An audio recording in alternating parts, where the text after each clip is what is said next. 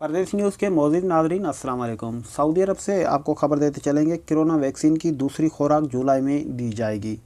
Saudi अरब में वज़ारत सेहत के हुकाम ने कहा है कि आइंदा माह जुलाई से कोरोना वैक्सीन सेंटर में दूसरी खुराक सब लोगों को फराहम की जाएगी।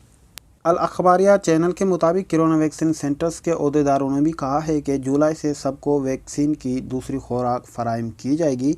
याद रहे कि वज़ारत सेहत ने इससे कबल कहा था कि 60 वर्ष से ज़्यादा उम्र के जो सऊदी शहरी और गैर मुल्की हैं उनको दूसरी खुराक फराहम की जाएगी।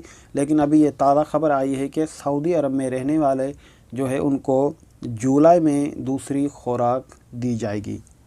कुछ लोगों ने जो सवाल किया था कि क्या हमारा ऑपरेशन हुआ है, हम कोरोना वैक्सीन ले सकते हैं या नहीं, तो उन्होंने कहा है कि ऑपरेशन और कोरोना वैक्सीन में कोई तज़ाद नहीं है। ऑपरेशन कराने वाले वैक्सीन लगवा सकते हैं और इससे ऑपरेशन पर कोई फ़र्क नहीं पड़ेगा।